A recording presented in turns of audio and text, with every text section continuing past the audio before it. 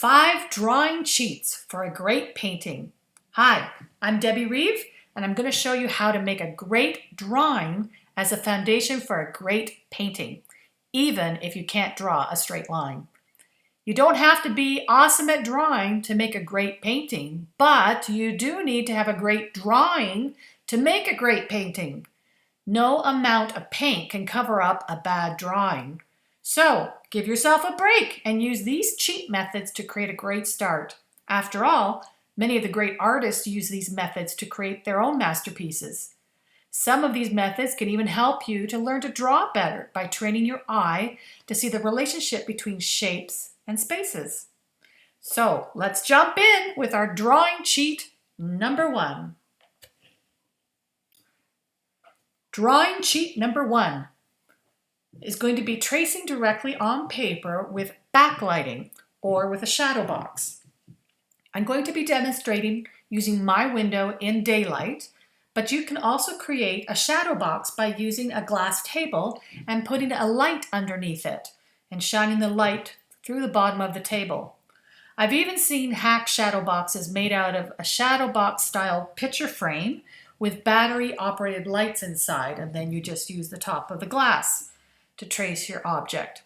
All things equal, the window in daylight works out really well.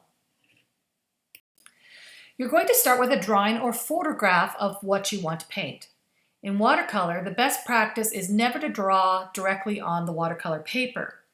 And that's because erasing can damage your paper fibers, and that will affect the application of paint.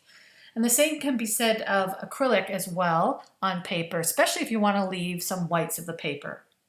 So you want to draw your drawing on a separate piece of paper or have a separate printout of your reference photo, and you want to transfer it lightly to your paper. You want your reference to have a good contrast to make copying easier. You can achieve this contrast by printing out your colored reference photo in black and white and by adjusting the contrast. This makes it much easier to trace. The example on the right shows how I adjusted the contrast to reduce the detail. Your picture might not be as clearly defined as needed, so you can go over some lines with a pen or a marker on your reference to make tracing easier. Just a word about using your own photos or other people's photos for your paintings. It's okay to copy other people's work when you're beginning out in painting. That is, if you don't sell your work. Yes, you might just be so good that someone would like to buy your work. That is how the great master painters learned as students, by copying master painters' work to learn the skills and the techniques. The advantage of using a more seasoned artist's paintings or photo references is that they have worked out compositional problems, they've used principles of design, they understand value and scale, and you may not have the knowledge or skill in those areas yet. Copying is an excellent way that can set you up for good success. So here we have my drawing that I want to trace onto my paper. I have it securely taped on at least 2 sides so it doesn't move or shift when I'm tracing. And this is a lovely picture of my backyard. Of course, it needs to be done in daylight. I've purchased a great table from IKEA for painting, which has this glass area for the very purpose of putting a light beneath it for a shadow box. However, with a window, you're not limited to any certain size. Tracing directly onto your paper is the cleanest, most efficient way to transfer your drawing. This shows 300-gram watercolor paper, and you can see how clearly the line drawing shows through it. Make sure you securely attach the paper over the reference so it doesn't move, especially when you're using more detailed drawing. You're going to want to use an HB pencil to trace, and you want to be as light as you can. You want to avoid using a softer pencil. Pencils come in different softnesses, a 2B, 4B, 6B, 8B. As the number goes higher, The graphite is softer and it will tend to smudge and spread more, which you don't want to do. So if you use an HB pencil, you will have less smudging. You also have to be careful when you're using a harder pencil that you do not score your paper by pressing too hard, because those score lines will show up, especially in watercolor, and you don't want those to show up in your final painting. So here's an example of one that I traced lightly onto my watercolor paper. Now, if you find it's a little too dark, you can take a gum eraser or a knead eraser and very gently rub away some of the dark lines. And then you don't want to brush it away, the shavings, with your hand. You want to gently blow those away to avoid smudging anything. You can even do this on canvas. This is a canvas with the window method. Drawing cheat number 2, tracing using tracing paper. So tracing paper can be bought at your local art store or stationery store. It is different than wax paper. You do not want to use wax paper, and the reason for that is that the wax actually seals your pencil lines. So in watercolor, you will not be able to erase them. Maybe that doesn't matter so much with acrylic, but if you want to avoid sealing your pencil lines, you do not want to use wax paper. And as you can clearly see your drawing through it. Once you've traced your drawing, you will use this to transfer to your paper or canvas. I'll show you how to transfer this in drawing cheat number 5. Drawing cheat number 3, tracing using your iPad or computer. I just recently figured this one out. I used to take my reference photo and print it out in different sizes and try to resize it on my computer, but it always took a number of tries to get the size just right. Then I took my iPad and le voila, I could get the perfect size with just a touch of the fingers. You don't need to print it out at all. You just use your tracing paper and very, very lightly trace around the shape, and I'm talking very lightly. Drawing cheat number 4, graphing. Grafting is a great way to enlarge your reference photo without having to do it on your computer. And it also gives you a very natural, more drawing-like result at the end. You take graph paper and photocopy it onto a transparency. You'll see that I have this labeled up at the top, ABC across the top, and numbers 1, 2, 3, 4, 5 down the side. This is to help you find which square you're going to be working in. Now, depending on the detail of your reference photo, you could have larger or smaller graph lines. This particular example did not need one quite as detailed as this, but I reuse these transparencies on other photographs.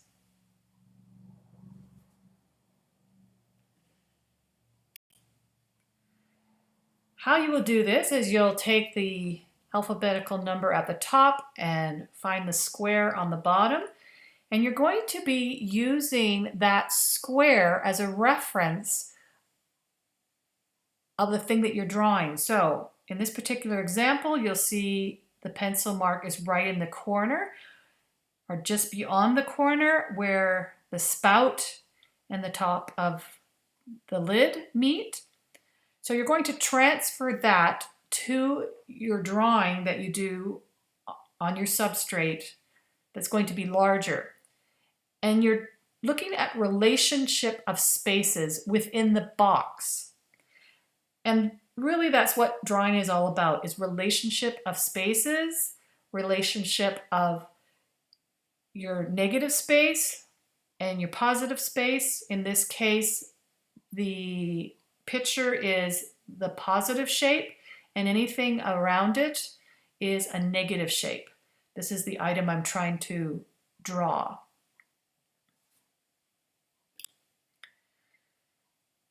So you just work on your drawing square by square, and you will come out with really great proportions. Here's a drawing I did. I enlarged this drawing of this camel, and you'll see it has a freer drawing feel to it. It's not as stiff as if I had copied it straight from my reference photo. And the great thing about this, you can adjust it, work it out, make things different. You can compensate actually for photograph distortion in this process. But you can keep your drawings, and the drawing is the work. And it's very easy if something didn't work out in your painting, you want to try it again, or someone loved it and you want to do another one, that you've got this paper, and it makes making a second painting of this really easy. Drawing cheat number 5. This is how you transfer onto your paper or your substrate. Now this is called transfer paper. You can buy it in sheets, or you can buy it in this roll. You probably won't need as much as what's in this roll. But there's 2 different types, and sometimes you're not aware of it when you're buying it, so you need to ask. One type is wax-free, and this is the type you want to use if you're transferring to paper or if you're going to be doing watercolor. And as I said before, the wax will seal the pencil. So maybe you want the pencil sealed, so then you want to go for the regular graphite paper. But if you want to be able to erase your pencil lines, you want to go for wax-free. Now, the downside to using the wax-free is that it's easier to smudge. And so when you are tracing, you want to be careful that you don't put your hand resting on it. So the waxed paper actually is waxed to avoid that smudging. There is a right side up and a wrong side down. The darker side is the graphite side, and you want to make sure that that is the side that goes down. I've had many students do their whole drawing the wrong side up, and they get to the end and it's transferred to their reference drawing and not to their paper. You want to secure each of your corners, at least 2 corners, better 3, so to your paper so it doesn't move. And then you want to put your reference drawing on top of your graphite paper, taping 3 edges as well. You want to be able to lift the one corner up so that you can check how you are transferring your drawing, if it's too light or too dark. I also have students that have traced the whole thing and lifted up the corner to check, and nothing went on the paper because they didn't apply enough pressure. And some of them applied way too much pressure, and then they have to work through erasing those. When you're doing your tracing, you want to use a pen instead of a paper. And there's a couple of reasons why you want to do that. For one, your pen puts a color on it and you can see where you have traced and where you haven't. It gives you a thin, consistent line. When you use a pencil, the pencil gets duller as you go and you can't control the nice thin line as well. And you still want to be careful about smudging.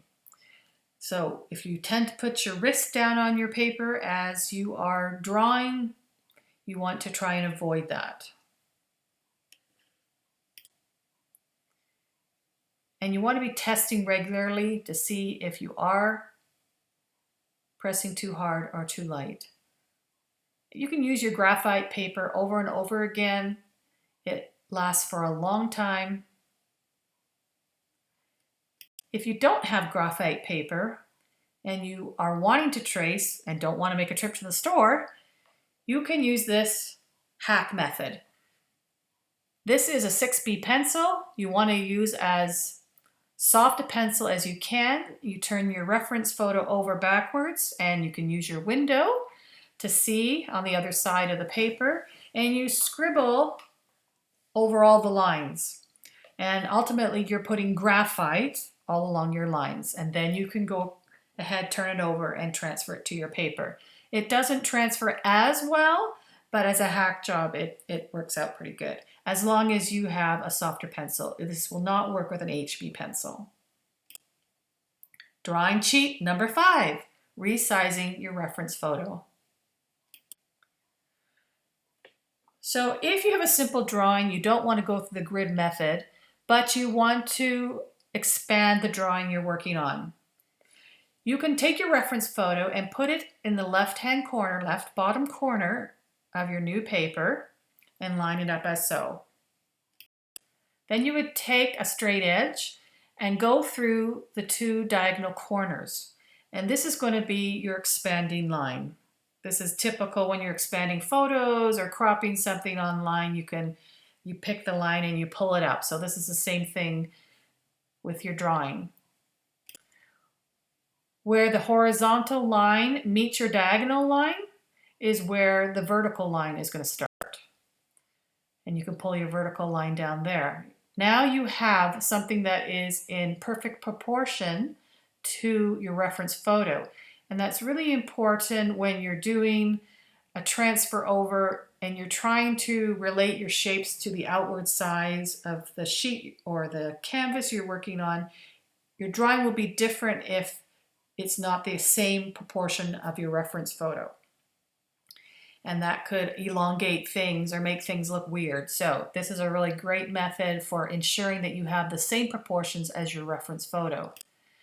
And then you go through the grid method. Here's one I've just drawn big lines and just broken it down. And once you do that, you take your new piece of paper and you divide your new piece of paper as you divide the graph. So there's 5 spaces here, so I will take the new dimension and divide it into 5, and then you list it the same, A to B on the top, and the numbers down the side, and then you begin to draw in the graph method. And there you have it, 5 drawing cheats for a great painting. So what are you waiting for? Start drawing!